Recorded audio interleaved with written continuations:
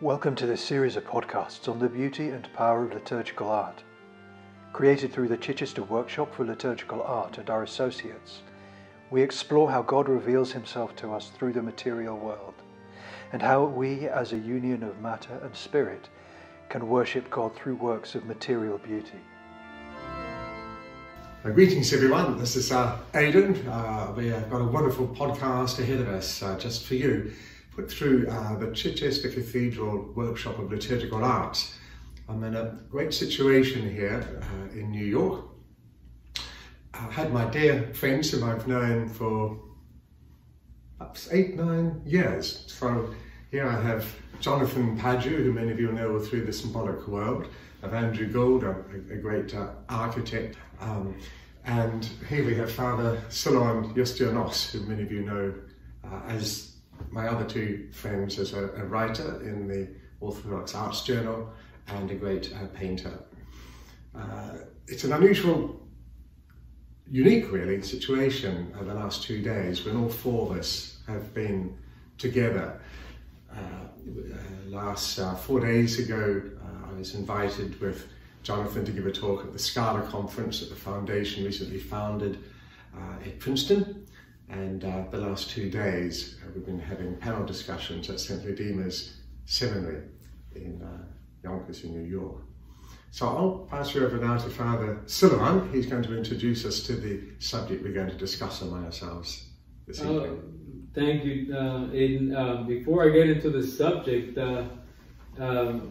it's a great blessing to finally meet in person all together simultaneously. Because I think the first time that I first wrote to you might have been like in 2013 or something like that. Yeah. And I first met Jonathan in around 2014. Yeah. When he came to our monastery in Long Island. And then soon after that, I met in person Andrew when I went to South Carolina, to Charleston, to give a talk there with Philip Davidoff at a Living Tradition Symposium that he organized in his parish, the Holy Ascension Parish there in Charleston, which he himself designed.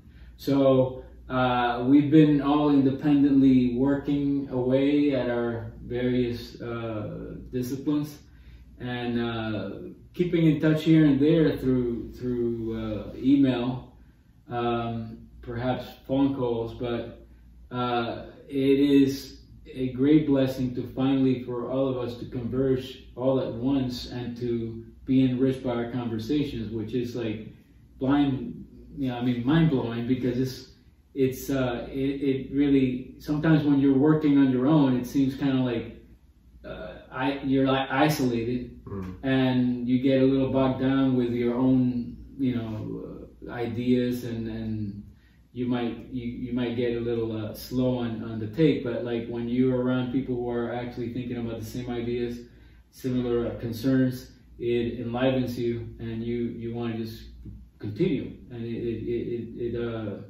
it actually gives you an inspiration to not listen to those negative thoughts that sometimes gets in the way. But today we want to discuss, as we were brainstorming earlier today, the limits of beauty, which is the theme that you have in mind.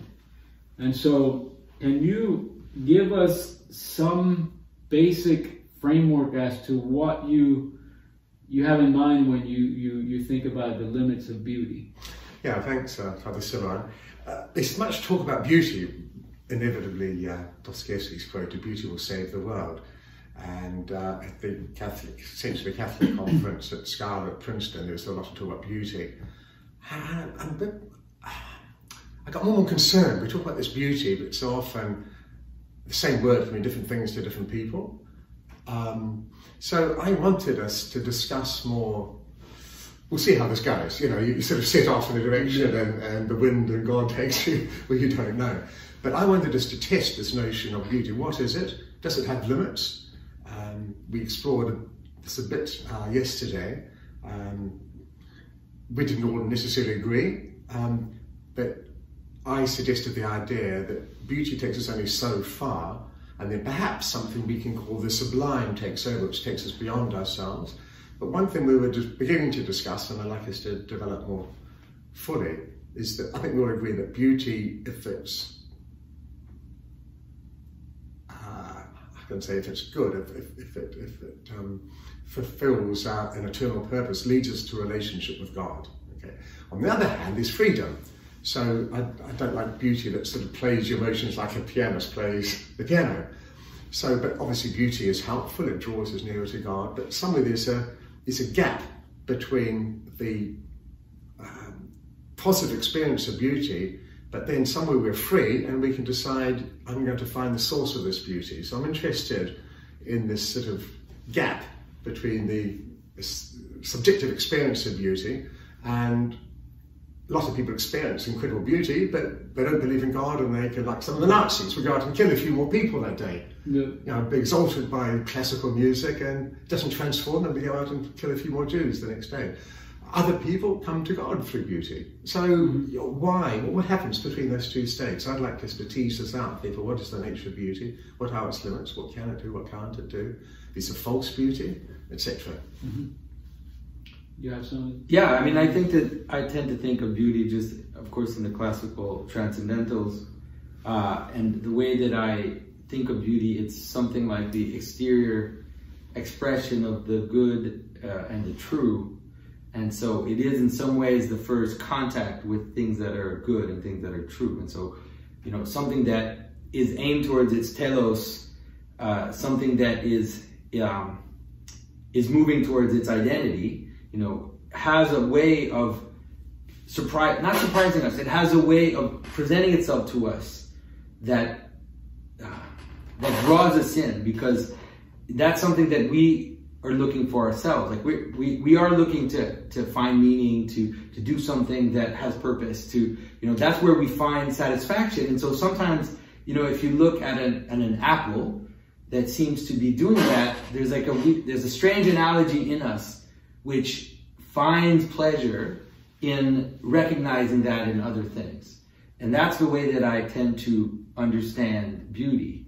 And so the interesting aspect of beauty, which sometimes, you know, I think this is one of the things that made you a bit uneasy, Aidan, is sometimes we present beauty as something like order, right? We have this idea that beauty is balance. Beauty is, you know, when there's geometry, when there's structure. And I don't think that that's actually beauty. I think that beauty is the place where a pattern connects with a particular.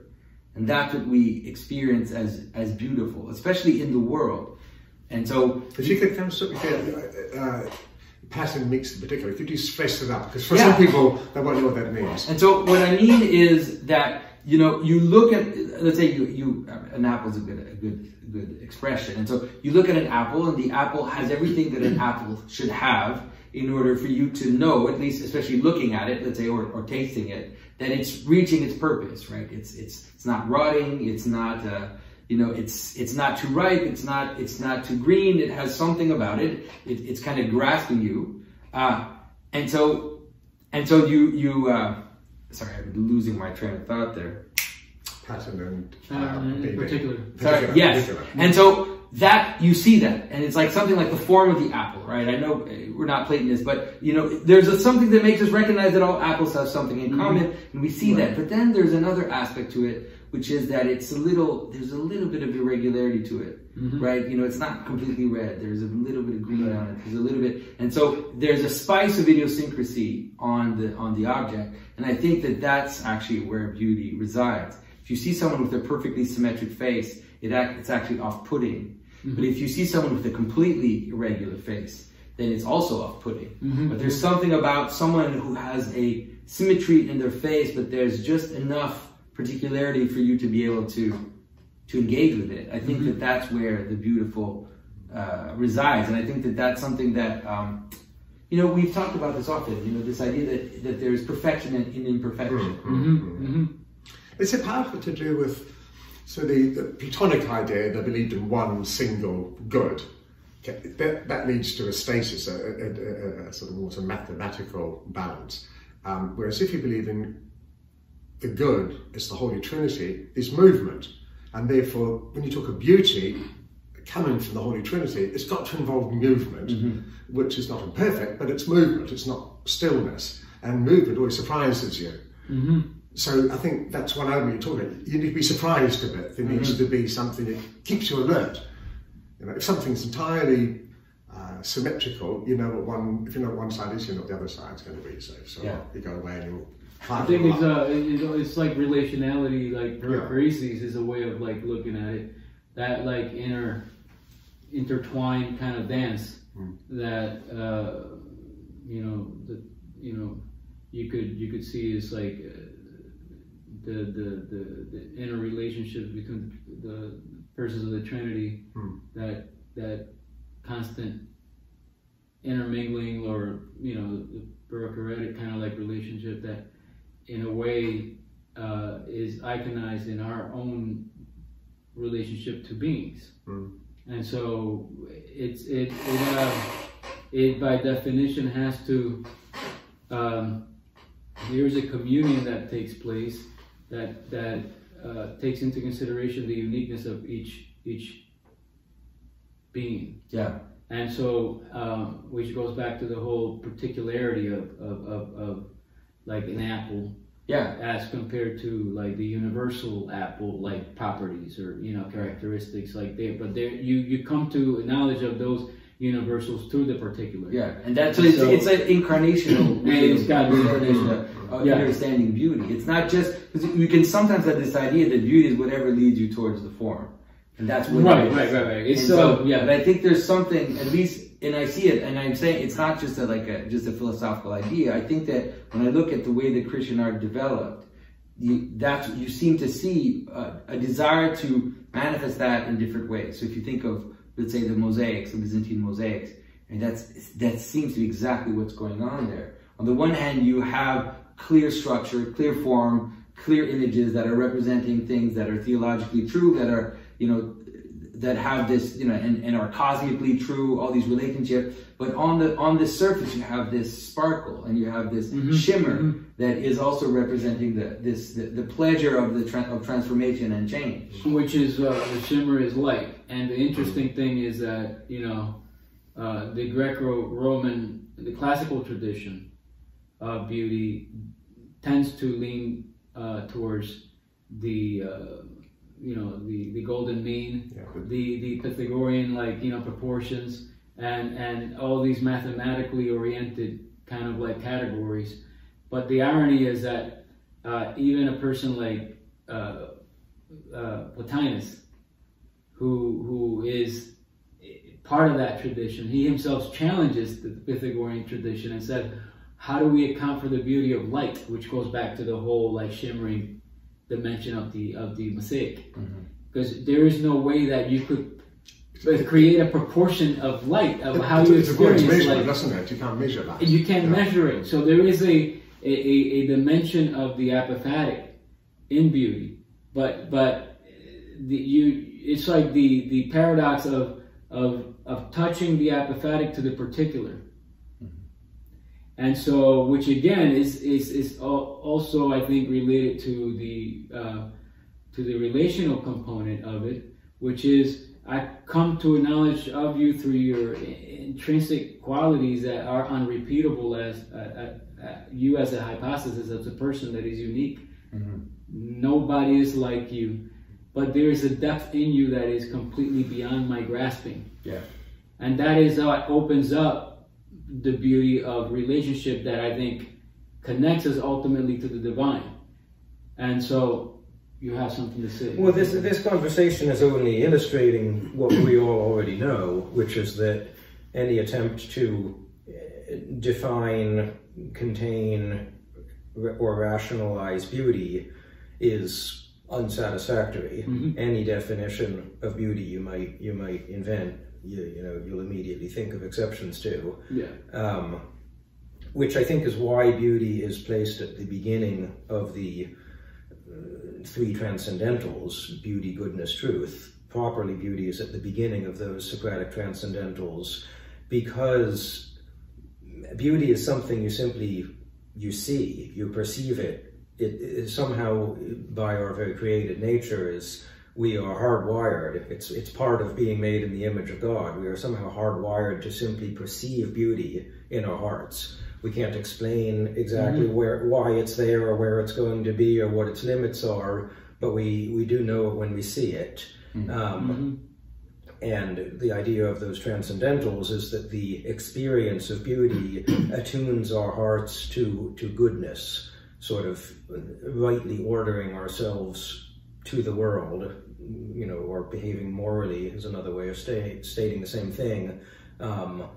We are inspired to do that, or taught to do that, through being attuned to beauty, and that, you know, then the next stage, behaving morally, rightly ordering ourselves with the world, then attunes us to the discernment of truth. And truth is sort of another dimension of rationalization, of being able to actually understand things with the mind. But it doesn't work the other way. You can, you know, to an extent, you can rationalize morality, which is what ethics is. So the definition of ethics is the rationalization of morality, but you can't go all the way back and rationalize beauty. I mean, you can try, but any rationalization you apply to beauty is going to be too limited, and there'll be a million exceptions to it. I find hearing you talk, Andrew, I quite agree with you. The story of Moses and the burning bush I go back to again and again.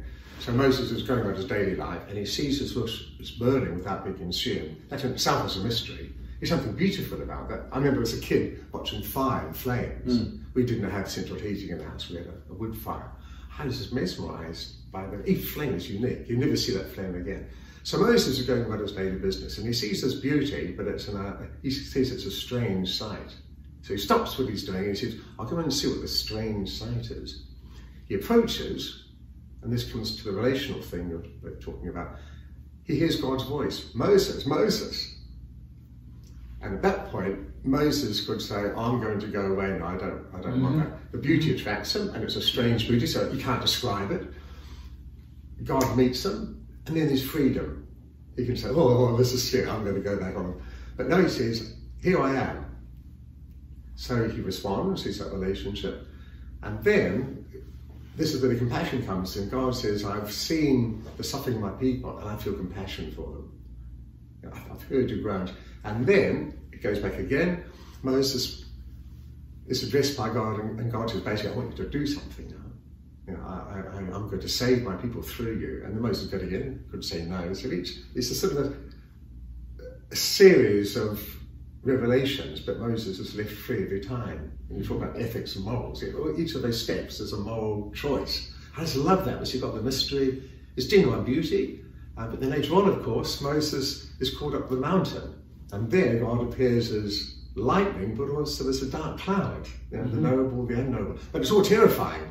It's beautiful, but terrifying at the same time. That's also, he's told to take off his sandals. Ah, yeah, I forgot so that. that's like, that's a detail that goes back to and God says, don't come any further. Yes. So he draws close to the beauty, and God says, don't go any further. Right. So there's a terrifying component to it as well. It's a sacred part. Like if we kept talking about beauty and defining it, we'd be going into that holy place and we'd desecrate it. Yeah. So God says, this is a mystery, don't go any further. Yeah, and I think there are two observations that I think are important. One thing that comes to mind is that we tend to conflate beauty, besides I was saying yesterday, as an ontological category and beauty as an aesthetic category. And what I mean by that is that in the Christian philosophical, theological tradition, beauty is the name of God. And beauty is also, you could say, the splendor of perfection. So, or you could think of it as beauty being a being living up to what is meant to be. So each being, insofar as it exists, is already participating in beauty, because it is sustained by the good, and the good is the beautiful. And then, of course, for that being to perpetuate in its goodness and in its beauty, it has to be true to itself. It's a bit like light is electromagnetism. You get magnetism, which causes a current, the current causes magnetism. Yeah, and that's what light is. Yeah. It's a sort of continual come back and forth. So, but then I think what the tension that you're bringing up about this whole topic is that when we then are confronted with, and this ontological notion of beauty is the classical and the traditional understanding in Orthodox theology, in particular Saint Dionysius the Areopagite in his divine names, the way he describes it in the divine names. Could you tease that out a bit for those who well, the divine names he gives, the Saint Dionysius discusses various names that he he encounters in Scripture that are like catechized attributes of how we could come into knowledge of the divine and how he manifests it immanently in the world. So could you define cataphatic? Cataphatic is a assertive, descriptive way of describing the manifestation of God in creation. So saying God is powerful, God is love, King of Kings, and various. God is good, God is love, God is beauty. And so these are all cataphatic, affirmative ways of describing the attributes of God. And kata is Greek for descent, coming down. Yes. So it's the eminent manifestation of God in created order. So whereas the apophatic is that which goes beyond any description, because ultimately any concept cannot contain God or describe the mystery of the divine. And so, so in the divine names, he gives God one name, which is the beauty. And so that's a classical understanding in terms of the ontological, philosophical, in Orthodox theology, understanding of beauty. But what happens is that you also have to contend with the aesthetic. And the aesthetic is a little bit more tricky because it touches on exactly the ambiguity you're implying in the limits of beauty topic. Because you deal then, for example, in the 18th century development of modern aesthetics, people like Edmund Burke and then Kant, where they make a distinction between the beautiful and the sublime. And for them, getting back to what Andrew was saying, beauty is that which pleases, which is the medieval definition that, Aquinas pretty much popularized. And so then the definition of the Enlightenment philosophers became the beautiful is that which is ultimately sensuously pleasing. Things that are soft, things that are containable or manageable, things that are not threatening but are comforting. And so whereas the sublime are those things which transcend our capacity to grasp, which then become a threat to us. They lead to a sense of terror. Kant talks about the mathematical sublime, things that you cannot grasp with your rational capacity of grasping it with your mind. Or like in the Romantic period where you have man confronting the disasters of nature, volcanoes, like storms, or the immensity of nature, like mountains and so on and so forth, where you feel your smallness and your mortality in light of the cosmic power of nature.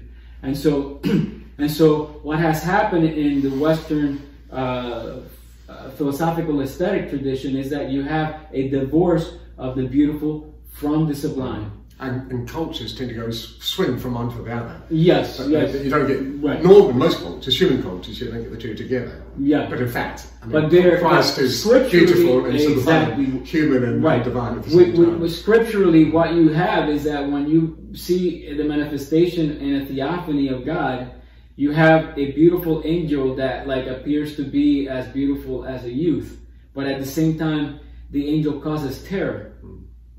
Or you see the beauty of God as His glory, but then you see living creatures, and you see this amazing resplendence that causes blindness, and the prophet is like, woe is me because I'm an unclean person. So it's the simultaneity of the beautiful and the sublime. The beauty invites, like the burning bush, but it also says, take off your shoes. Yeah.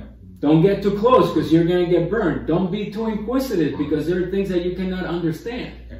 But I think you can have that, because it's difficult when we talk about God, because obviously, but we can have that experience very much so at a lower level, especially relationally.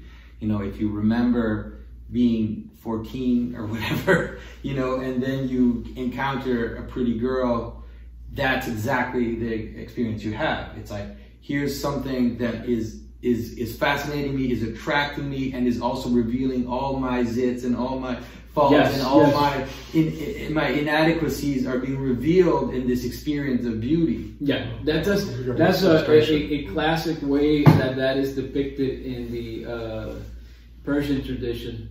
Is the Majnun and Layla, and probably like doing a judo on it, because Majnun and Layla, they met.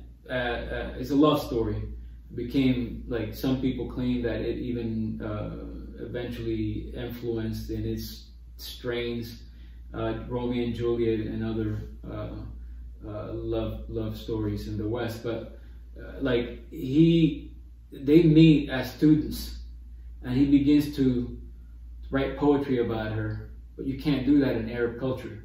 Mm-hmm. If you do that, then you are dishonoring your beloved. And so, could you explain that? I don't know the specifics of the culture, but it's held that you should not, if you are in love with somebody, you should not express it outwardly. Right. And so he began to sing the praises of his beloved, Layla. And when time came for him to ask for her hand, her family wouldn't give her to him to marry because he had dishonored her. And so he went crazy. So it's like his love, or his desire for the beauty of Layla led to insanity.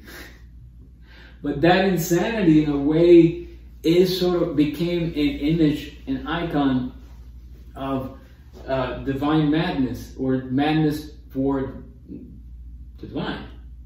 And so he became an ascetic. He spent time in the wilderness, and he basically befriended the beasts of the field. And so he became sort of like he regained paradise through his madness. Mm-hmm. So beauty led him to transcend common norms. Mm-hmm.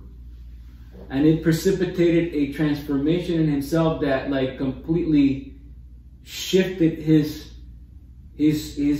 understanding of reality. But in doing so, then he became an image in the Sufi tradition of the soul's desire for the divine. How you have to become integrated and transcend all, like, notions of social norm to actually acquire what is truly desirable, which is the beloved, which is the real, which is God himself. And that has we were discussing this, that has a weird tension, because in a way, it to me, it reminds me of Fools for Christ. Mm-hmm. It reminds me of the paradox of the cross. And so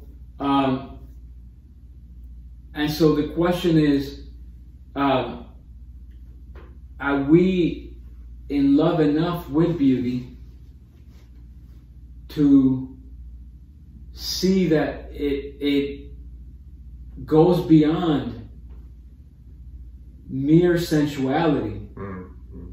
What has happened in the Western aesthetic tradition is that, or it's a human foible, is that beauty is ambiguous because it tantalizes in a sensuous lower level as much as it is an icon of a higher. Yeah. But that story is interesting because it shows you that it's actually the deception of beauty, or the fact that beauty leaves you hungry is what leads him to ultimately be united with God. And I think that's also what happens in Dante.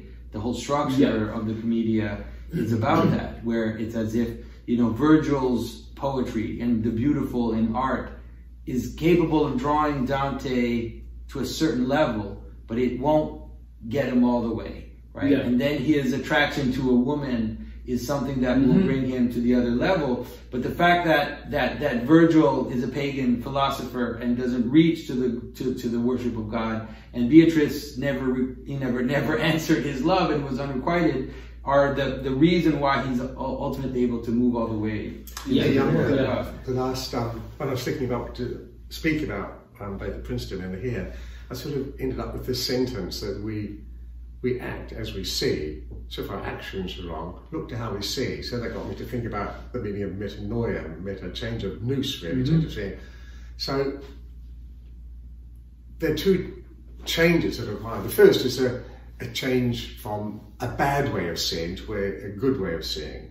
Like a change from basically repentance from bad to good. Like if I think you're just a hunk of flesh, so I can treat you as a man, that's a sinful way of seeing. But if I realise, wow, Jonathan's in the image of God, you know, I'm going to treat him differently. So that's from bad to good. But, so I get to know you, and then I've got to then unknow you. I know Jonathan, but yet there's more Jonathan. And Nissa talks about this, from glory to glory. And he says, even in the age to come, we'll be going from glory to glory. So we say God is personal. That's true. But then I've got to then go beyond what I think personal is and go to something that's still personal, but beyond what I think personal is. But related to the idea of limited beauty that started the conversation, I think we're really coming to that point where we understand that even, let's say, my friendships with you, or even my relationship with my spouse, it is in some ways an image of the possibility of relationship, and can be an image of my relationship with God. But in the disappointment in those relationships is a door that leads you up towards that which is beyond it. Is this not what the novel Laurus is about? That he is excessively in love with his girlfriend, so in love with her that he keeps her, he possesses her and keeps her secret and imprisoned until she dies. And then, in sort of repenting of his excessive love for her, but still out of devotion to her, he, you know, leads him on a path of becoming a fool for Christ and ultimately a saint. All of which he does not for the love of God, but for the love of her. But it is his salvation, nevertheless. But that sort of, you know, it took her death for that excessive and disordered love to be redirected into salvation. Talking with Jamie at the Met Museum today, we were talking about beauty initially, but then we were talking about chaos. We were talking about, we've been talking about liturgical art a lot, haven't we?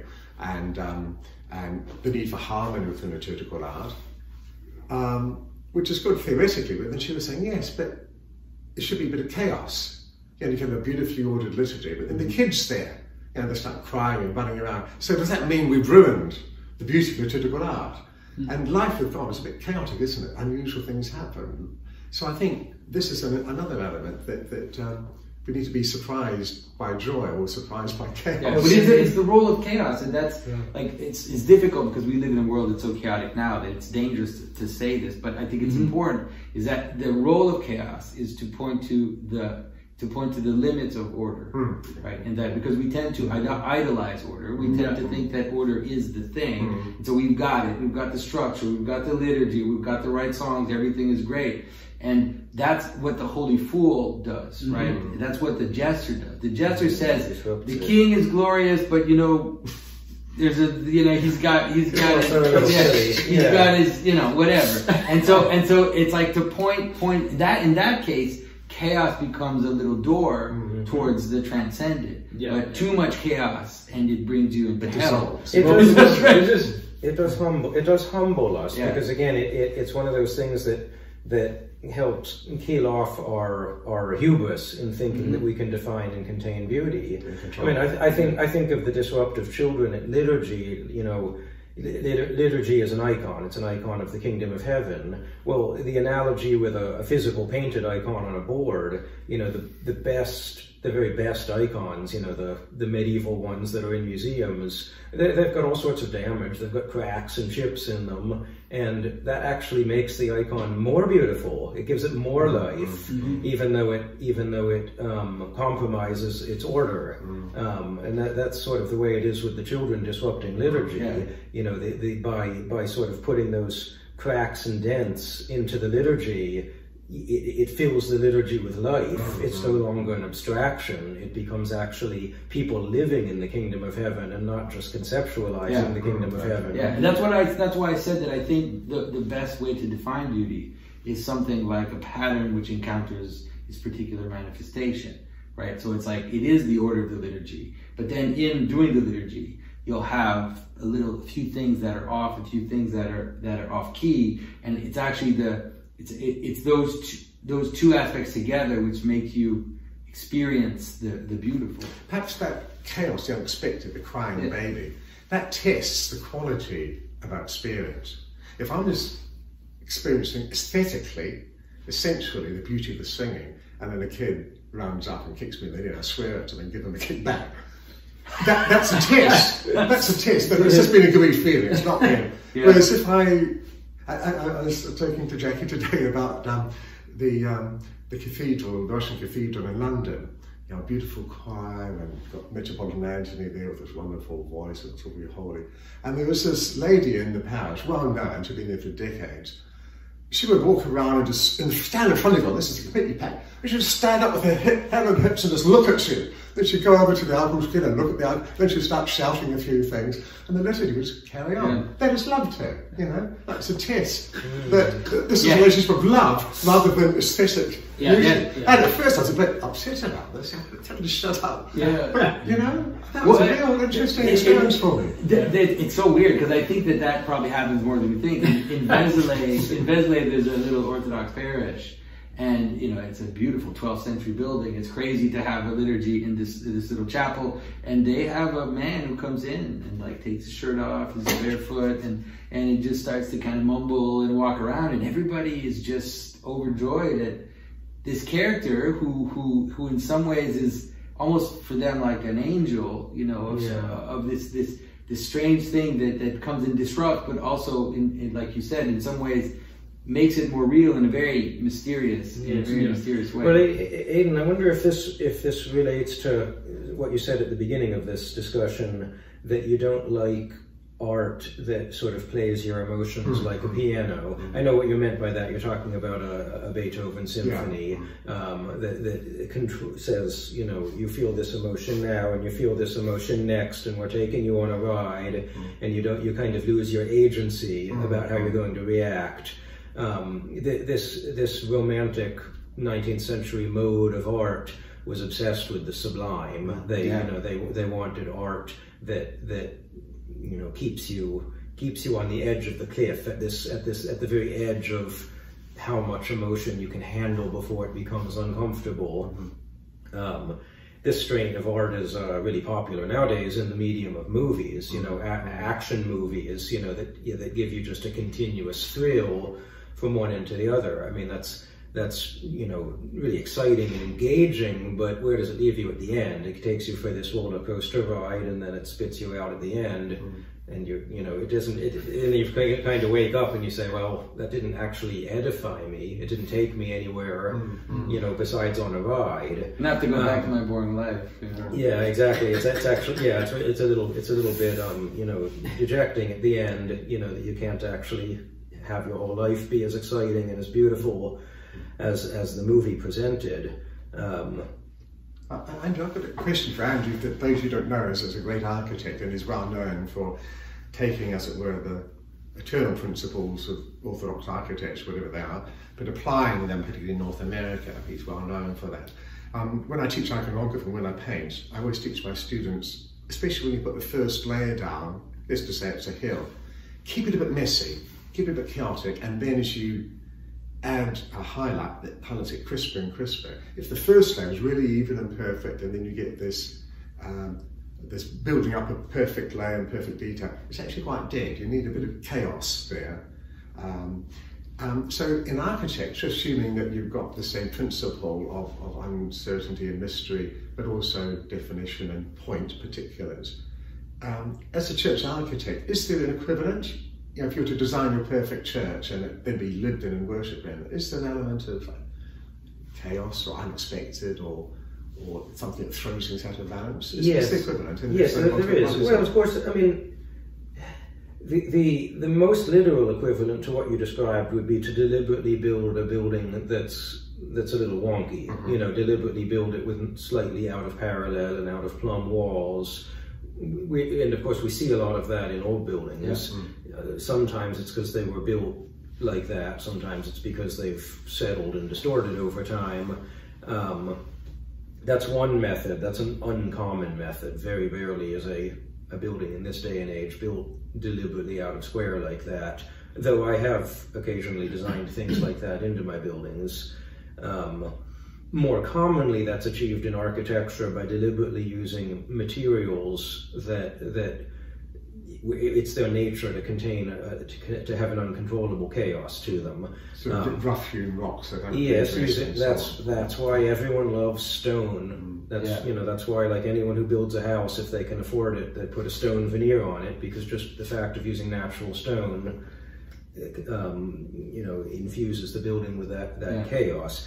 And you know, in churches, you know, the example is typically plaster. You know, the way sheetrock is used, it creates absolute perfect uniformity, and it creates a cold, boring interior. You know, but in my churches, I use real plaster, and I mix a little bit of iron oxide pigment into the plaster so that the color gets a little bit blotchy, and I make all the corners rounded, and I instruct the workmen, you know, to not make it perfect, to just let it be a little lumpy, let that roundedness have, you know, vary, you know, so when you look up a sharp edge, there's an undulating line on it. Fortunately, in the South, where I build most of my churches, the masons and the plasterers are all Mexicans, and I can tell them, make it look like an old church in Mexico, and they know just what I need. They know just what I mean. It's quite difficult with Americans to tell them to build something deliberately imperfect. It's an insult to the professionals. They don't understand that aesthetic intent. You know, also, you know, use of metals like copper and lead and zinc on the roof, you know, metals that naturally patina and get all splotchy. Use of handmade glass for the windows, you know, hand-blown glass that has random waviness to it, so it kind of breaks up the sunbeams into little streamers and prismatic effects. Yeah, all of these are things that I very deliberately do in my material specifications to try to, you know, mitigate the excessive geometrical perfection of modern construction, because it's like I can't tell my block layers to, you know, to make the wall 1 degree out of plumb. That's not going to happen. They would hate me for that. The carpenters who have to frame the roof on top of that would hate it. The engineers who have to calculate the earthquake stress would hate it. That would be awfully difficult to do that. But I can mostly mitigate that perfection just with material specifications. Interesting. And but it's interesting that it's also in something like a spice. It's something like it's like the final touch, right? And so you do have this geometric structure, you do have this order, this hierarchy, and then in the final touch, and I think like spices does that, by the way. I think it's like, you know, it doesn't taste like chicken, it tastes like chicken and something else. And so there's like this little addition of something that comes to break the purity that creates that. And you see that in you know, I've often mentioned that this is something that in the Bible you find, right? The idea of the fringe on the vestment, for example, right? Leave a fringe on your vestment. Leave something untouched, right? The idea of the Sabbath as like a day that you don't work, that you kind of leave wild, that you don't think, that the fell field. Like there's all these types of behaviors and laws in Scripture that tend to want to point to the problem of excessive perfection, and that you have to leave something wild on the edge in order to complete it, to make something complete.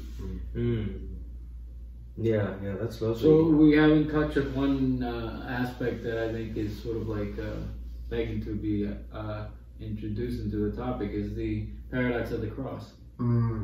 Yeah, we talked about this last night. Yeah. Could you bring some of this back? I just found that fascinating. Well, I think Jonathan was the one that was actually unpacking it very efficiently, but it's just the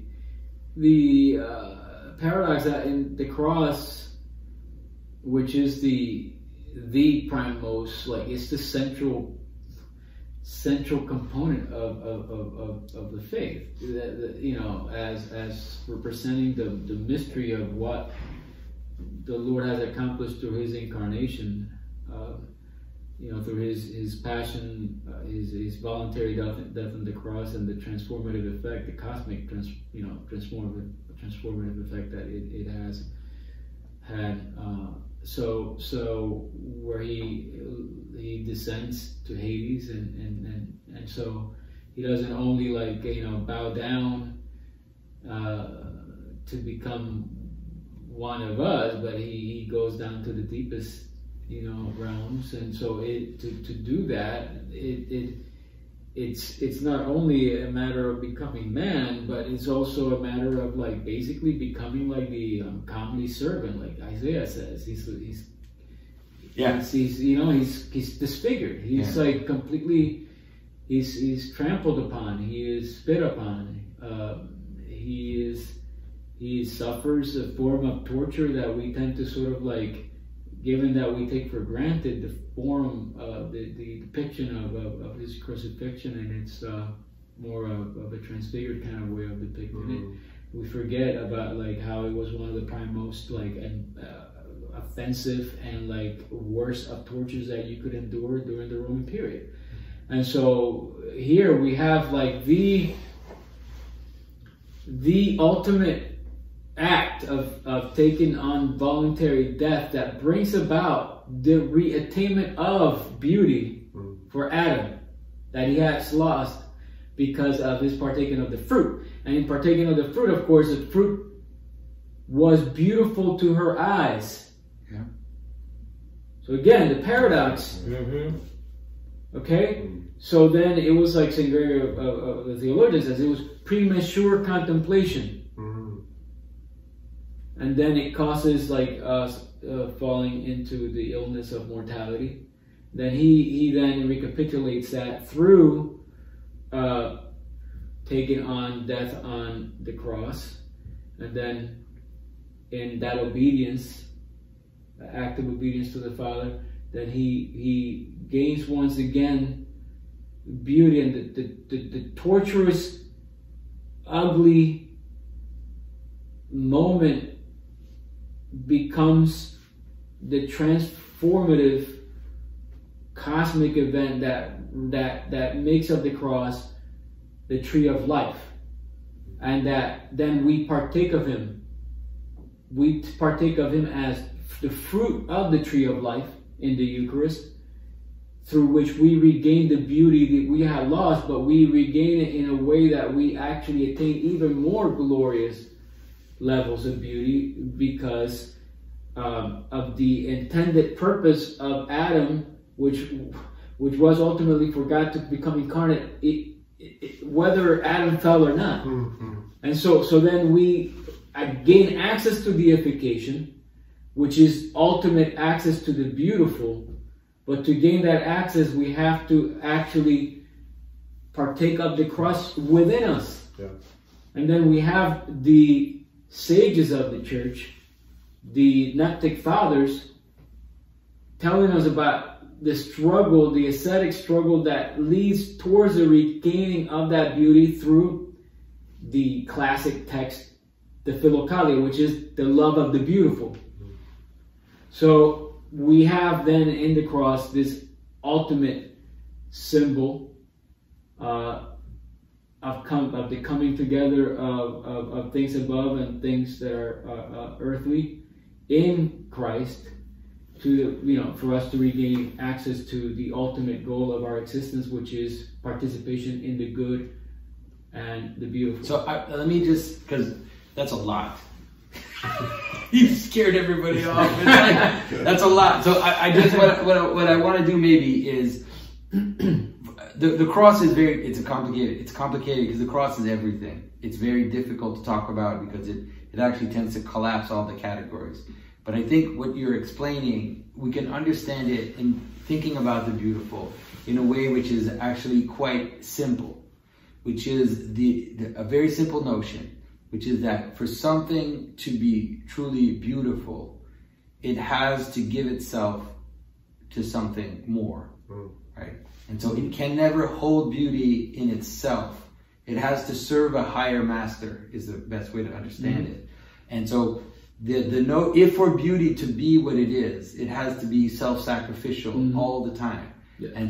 And when it's not, that's when it simply becomes pleasure of the senses. That's when it simply becomes the passions of eating, the passions of seeing, the passions of the body. Right. And so, but if that beauty is self-denying, it actually takes up its full glory. And it's like it's that surprise, which is that if I let go of this thing that I think I own, that I think I hold, then it actually becomes more beautiful as it diminishes in relationship to that which is causing it. And so it's not. And so again, that sounds maybe too philosophical, but it's not that complicated. It's like, if you walk into a home and you have beautiful things in the home, those beautiful things have to not call attention to themselves too much. They have to serve the purpose of the home. They have to serve us eating together, living together. And in doing that, they attain their proper beauty. But if we fetishize something, right, and it's like, that couch that's too beautiful that nobody's allowed to sit on, right? Everybody's had that experience. It's like, don't sit in the living room because the couch is too beautiful. And so you have this fetishized room that is so beautiful that nobody uses, and so that's when it actually becomes a kind of disfigured, a problematic thing. And so you can apply that to all the aspects of your life, whether it's eating, whether it's, all the pleasures that we get in the senses. And I think that's a little glimpse of understanding the idea that in some ways the cross leads to the beautiful, because it is the extreme version of emptying and self-sacrifice. Yeah, as both of you talking about the cross, I kept thinking the face in Greek and Latin, face means person. And the glory of God is often associated with the face. When Christ is transfigured, it says that his face shines. So we have face, person, and beauty, glory. Now when I'm listening to you, I don't exist. I'm just aware of you. My face exists only to relate. If I'm sort of fiddling around like this and looking in a mirror, I can't have a relationship with you. If you're self-conscious, exactly. You can't enter into a relationship. So therefore, and that's what obedience, but people tend to think obedience, I've got to do what he wants. But in Greek, it means to listen intently, ipikoi. So again, it's like be intent face, and look and listen intently. So I think part of the cross is this obedience, that it wasn't so much that Christ died, that was essential, but the fact that he obeyed his Father, always faced his Father. He didn't face himself. He doesn't want to die. He says, Lord, it's not a natural thing, but it's the obedience. And that was the reversal of the fall. You mentioned that the fruit looks pleasant to eat. So she said it's pleasant, but because it reveals God's beauty for me, and I'll give thanks to God for creation, and I'll partake of creation with thanksgiving, it wouldn't have been a fall, because she didn't see the face of God in that fruit. So, beauty, face, relationship, obedience as listening intently, looking intently, and the cross turns, metanoia turns. I might really emphasize that. The essence of repentance is turning. Yeah.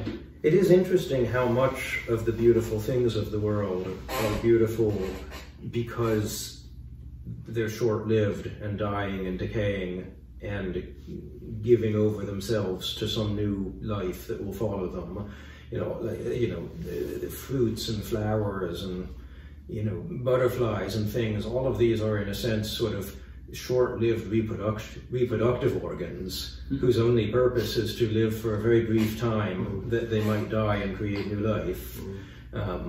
even the things that we think of as timeless, the beauty of, a mountainous landscape, or, cliffs by the sea, or a waterfall, all of these things are actually in a state of self-destruction. The mountains are there because, they've been pushed up and they're eroding away, and they have these beautiful shapes because they're eroding away and they'll be gone. And the cliffs and the waterfalls, the beauty of storms is just entropy out of balance that's trying to rebalance and end itself. The beauty of sunlight, it's because the sun is burning up its hydrogen fuel, which will eventually exhaust and die. I mean, nothing that is. It sounds depressing, but it isn't. It's like a continual cycle of sacrifice, isn't it? I mean, if you picture like a planet that has, achieved a state of sort of permanence, that all erosion is finished and all fuel is exhausted, it's just a perfectly spherical, ball of sand floating in the darkness of space, which unfortunately is, science would tell us is kind of the, an end point that everything is heading towards. There's no beauty left there. It has to be in this dynamic state of constantly dying that it may create something new.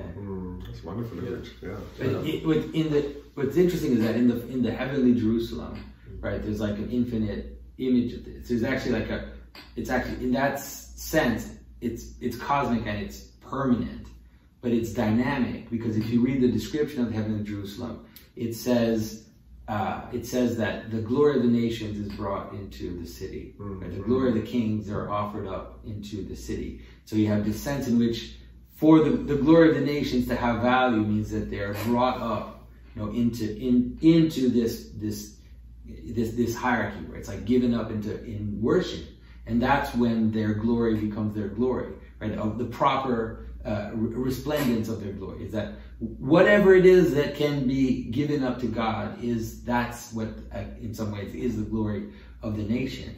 I pointed this out at Princeton a little bit, is that what's interesting in that story is that at the center of the city is the lamb that's sacrificed, right? And so again, it's the self-sacrifice becomes the possibility of this like hierarchy of beauty to exist. Could we explore this a bit, this movement in the scriptures? God creates the world, and he has a fecund forest. The whole world is like wildlife, a bit disordered. And then God plants paradise. And planting is a synergy, isn't it, of the gardener and wild fecundity. So that's, in a sense, the beginning of a higher form of beauty than just a sort of fecund forest. And then God puts Adam and Eve into it and says, now you tend it and keep it and be master of it. That's an interesting thing. What does it mean to be master of it? And it basically expand the walls of paradise, so the whole world becomes paradise. Then we box it up so it's chaos, but then in the end, the New Jerusalem comes down. But it's quite a green city, isn't it? Yeah. It's a paradise, basically. The garden's in the center, the tree and water in the center. But it's also the redemption of the technique that the Lord actually gives Adam to perform while in paradise. Yeah. So it's like, it's And paradise is a certain which means a walled garden, a walled park. Right. It wasn't just sort of wildness. It was but with the snake in it. Right. Could you talk about the snake? Because I'm not entirely in agreement with one interpretation, at least your brother's interpretation of the snake. Why did God put a snake there, and why did he put the tree of knowledge of good and evil? In a way, if we don't solely see the snake as like personification of Satan, but to see the snake as the possibility of man to have is his freedom to choose otherwise from the divine command. So this free will almost. So it's like sort of like you could even see it as, insofar as we're creatures and we're created with freedom, there's like an Achilles heel that we have. but that's part of our beauty, Mm-hmm. because we're invited to participate in the process of deification, but it's not imposed upon us. So perhaps, I'm not saying this as a dogmatic statement, perhaps it is inevitable that there is a snake in paradise. Just because God gave us freedom, because we have to exercise our will, mm-hmm. and we have to choose.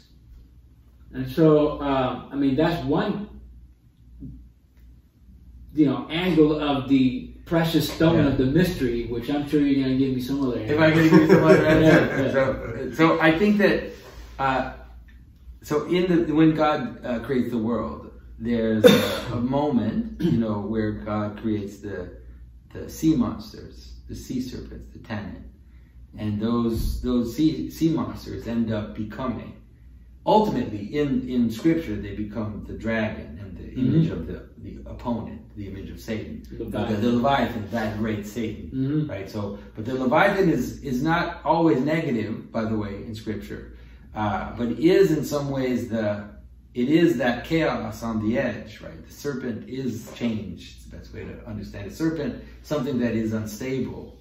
And so I think, for me at least, the interesting way to understand, St. John Chrysostom says that the serpent before the fall was actually the tamest of animals. I remember him saying like it was the closest to Adam. Yeah, it was like the dog is to us now. That's right. The serpent was the to serpent Adam. was to Adam, like a dog to us now. But that's to understand it, and to understand the relationship of the dog is actually a great way to understand that, especially that comparison. It is that chaos on the edge. It is the change, the spice that exists. Now, the problem with what happens with Adam and Eve is that instead of looking up and offering up, she looks down and receives a name or receives a command from below.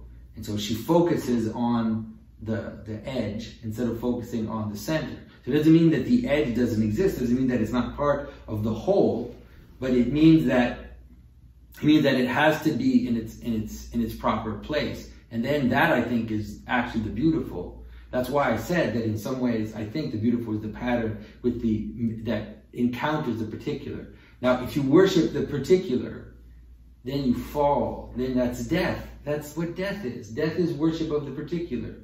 If you only love the idiosyncrasy of something, then things scatter and fragment and move into weird and weirder and stranger and more exceptional and more particular.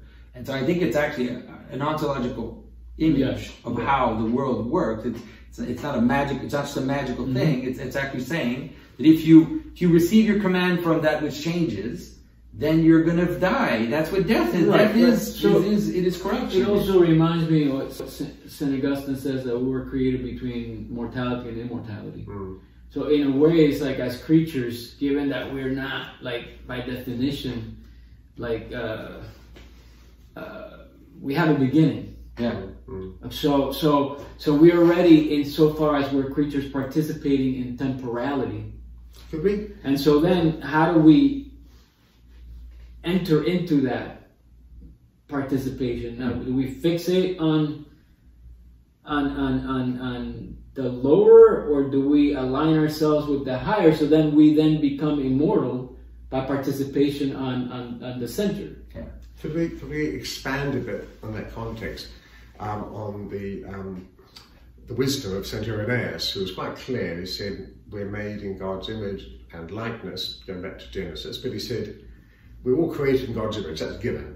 But he says that man is created with a task, which is to grow into the divine likeness, which is deification. So it's not as though God plonked us on earth pure and then we botched it. But we were pure, but not perfect. Right. We're like children. We're like children, and it goes on at the different stages. And the ultimate is the Holy Spirit entering in. And he talks about there are various unions first, and he's really emphatic that it's the whole person that's in the image of God, body, soul, and matter. He was fighting against the Gnostics who said matter is the result of the fall. So he talks about, as it were, the body being drawn into the leadership of the soul, then the soul drawn into the leadership of the Spirit, and then the Spirit calls upon the Father, and the Spirit, the Holy Spirit, sent in, and then he's deified, and then he says, then you're a true human being, as God intended it. Could we talk about this sort of gulf between being created, though a very good person perhaps, and a God by grace, deified? It's not a gradual thing in one way, is it? I think you're deified or you're not, or I don't know. That's what it's all about. So can we pack that out? We're talking about free will, aren't we, here? So obviously the right use of freedom is part of that bridge. You know, I think the danger is to see the process of deification as like too the switch on and off, right? Or like so systematic that you're in the process of purification. You've accomplished that. Yeah. Now you're in the process of illumination. You've accomplished that. You know, but you know, it's like it's all happening all simultaneously. You know. So let me give you I want to in terms of what you're saying, I want to maybe give an image related to the Garden of Eden, which is an interesting way to think about it. Which is that in the Garden of Eden, you know, Adam and Eve were in the highest place, and they desired. They fell into death, you know, by wanting to take divinity for themselves, and then in doing that, they're tempted by the snake, and they fall into multiplicity and fragmentation. Now, you know, this idea in the Orthodox tradition, for example, of keeping your mind in death, right? It's a very interesting idea, because it's the idea is that you keep your mind in death and you desire God. It's the opposite of what happened in the garden. It's like, you know, you kind of lower yourself, and that's what I meant in terms of the idea that beauty is self-sacrifice. It's like if you don't live in the identity that you have completely, and if objects don't exist only in the identity that they have completely, but like, it's weird to think about it that way, but to think that in some ways they have to die to themselves, and then if they do that, they're actually looking up towards the divine, and they're being deified in that way. Yeah. So that's what happened with liturgical art in the liturgy, right? It's like this chalice in the liturgy is not a chalice just to be a chalice. It finds all its glory in the fact that it's lifted up and giving itself, you know, to God. And so, anyways, it was just an image that I wanted to bring up to kind of help see this idea that it's the same as much for us, right? It's like if I lower myself truly, you know, then so all of a sudden my true glory starts to appear. It's very odd, but it's when we see it in saints, right? That's exactly right. Yeah. I wonder if that's part to do with this turning, this just being aware so much of the other that you'll sort of you disappear in a way. Yeah. You lower yourself not for its own sake, but if you just want the other. If I want to get to know you, I ask questions about you. I don't talk about myself all the time. So it's part of this ecstasy, which is actually ecstasy as well, going out of oneself. But you become yourself by going out of yourself. So getting back to your title for this talk, The Limits of Beauty, you know, it sounds like we've established that, you know, one of the limits is that beauty can't in and of itself take you all the way to salvation. It can sort of inspire you to turn towards God and goodness and the path of salvation. But you know, much like the beauty that's expressed in the church services, it's not an end in and of itself. Right. You know, you step into an icon of the kingdom of heaven so that you can see what sort of, you know, the perfection of beauty and goodness and truth looks like, and then that ends, and you have to go out into the world and try to live that. It shows you the path, and then you go live it.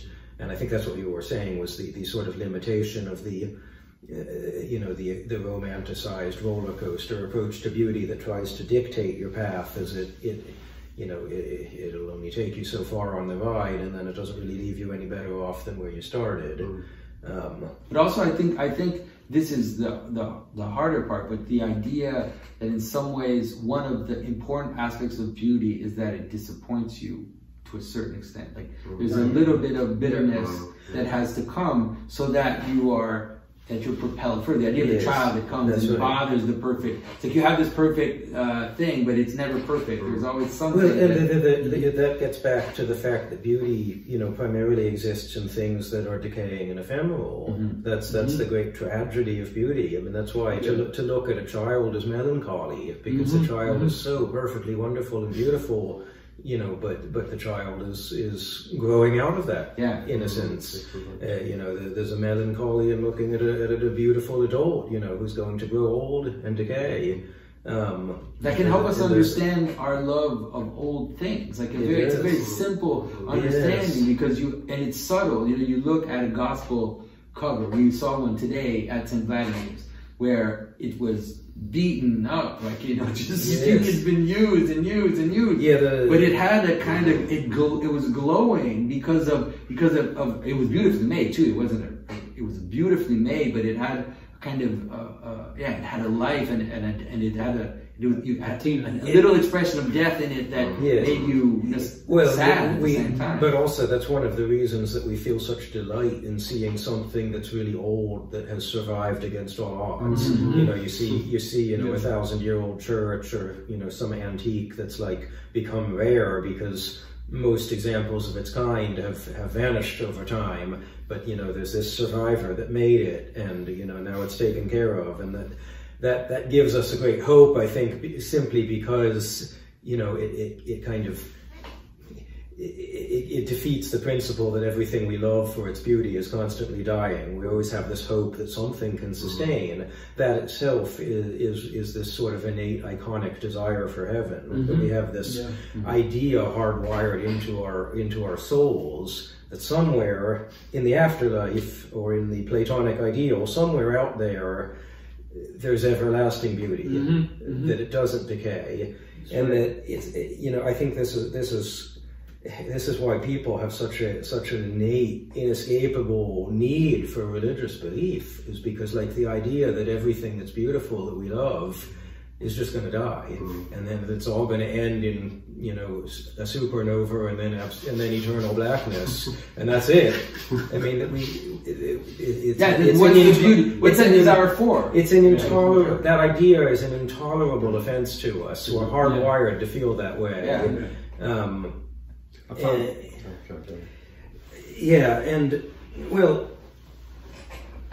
you know, I wonder if this you know, if this is an interesting way to get back to your sort of frustration with the idea that you know, with that phrase, beauty will save the world, because of course, as we've illustrated in this conversation, beauty does not directly save the world.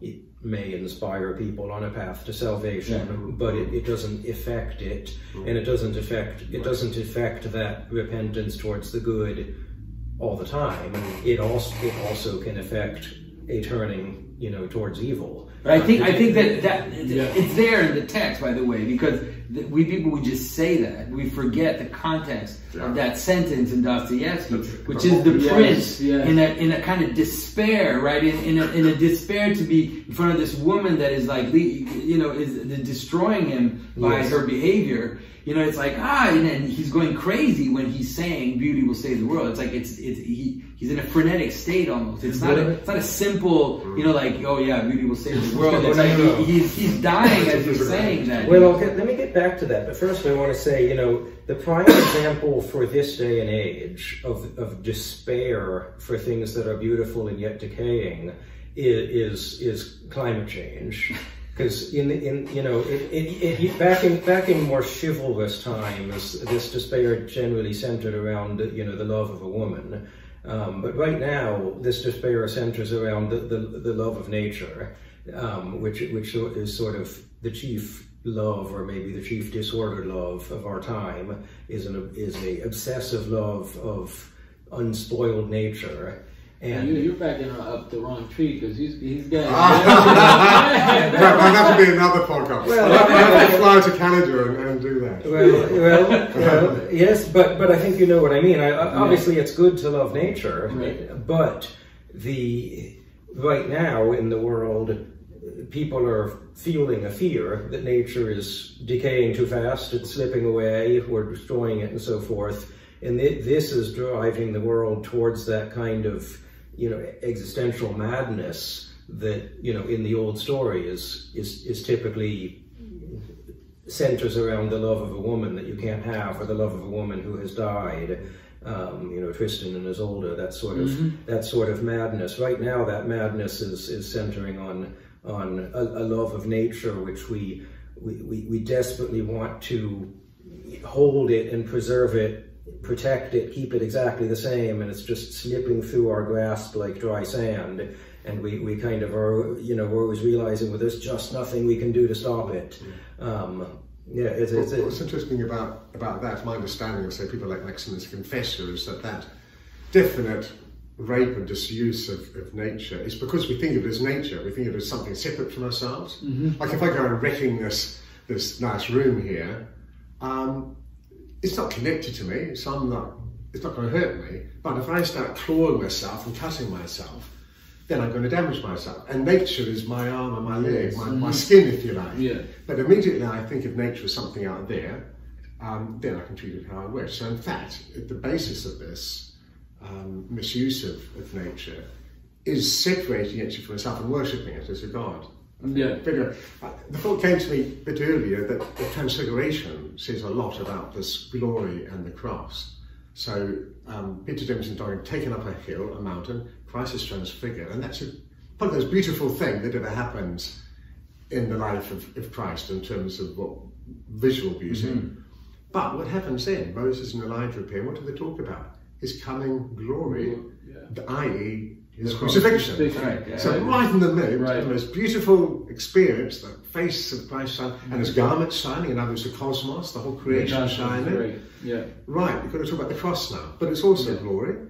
And of course, we know that Christ will return again with power and glory, like he's transfigured. So we've got beauty, the cross, the second coming, so there's hope. It doesn't end with the cross. And Moses and Elijah. And then Peter says, let's stay here. This is a great experience. Let's keep this gooey feeling. And God says, no, I wasn't trying to give you to stay and just enjoy the light. I've got to go down now, and I'm going to go out, so I've got to die. This experience of aesthetic beauty, if you like, as authentic as it is not the end. You've got to become that beauty. You've got to become beautiful by dying, by being crucified, as it were, and then Pentecost is then being transfigured. And it always strikes me in the icon tradition, Peter, James and John are really disorderly. They can't really cope with this light. But at Pentecost, they're all arranged with harmony. They're ready not only to behold the light now, but to receive the light permanently, to receive the Holy Spirit. So this is sort of uniting everything we've been talking about. I think it's a good place to stop. Well, let me say one last thing. I suspect you're familiar with Solzhenitsyn's interpretation of beauty will save the world. Yeah, well, he's the one who said it simply in his speech. And then that's where we get the idea. That's from Solzhenitsyn. Well, of course, one could easily just dismiss that phrase as, why would we make such a big deal out of it? It's just one phrase from a big long book. But the fact that the world holds on to that phrase and repeats it constantly, I think, illustrates that we take it as a prophecy. I don't think Dostoevsky wrote it to be a prophecy, but it's taken as a prophecy, which means perhaps that means that it is one. And that's what Solzhenitsyn expressed, is that don't take beauty will save the world as a sort of phenomenology of what happens on a day-to-day basis. Take it as a prophecy of what will happen at the end. If we take a sort of biblical Book of Revelation view of the distant future of history, or the near future for all I know, everything will descend into sort of absolute depravity on the face of the earth. Everyone will turn away from God. Everything will become ugly.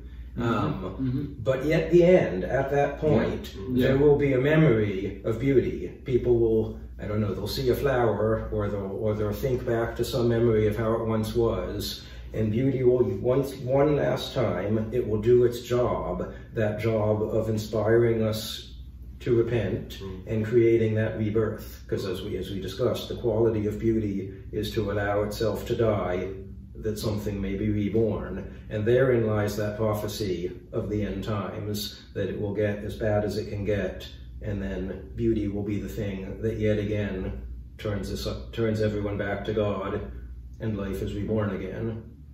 Sounds like a wonderful hymn of entry and completion. Anyone wants to add anything? That's good. Thank you so much for listening, everyone. I can't tell you what a joy it's been to not only spend this, whatever it is, an hour and a half together with my dear friends, my angels who inspire me. But the last few days, it's been very unusual for 4 people deeply involved in liturgical art to be together. Yeah, definitely. From America, Canada, and New Zealand, who lives in England. So we just had to take this opportunity. I really encourage you to have a look at all the wonderful things in Symbolic World. Look up Andrew's website.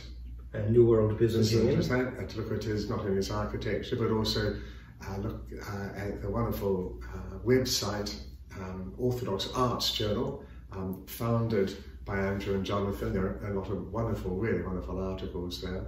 And there you'll find Father Silouan's articles and examples of his icon painting.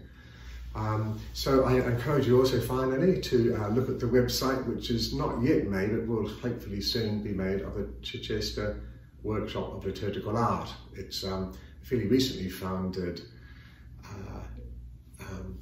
It's not a centre, it's just a humble womb where hopefully things will be conceived and grow.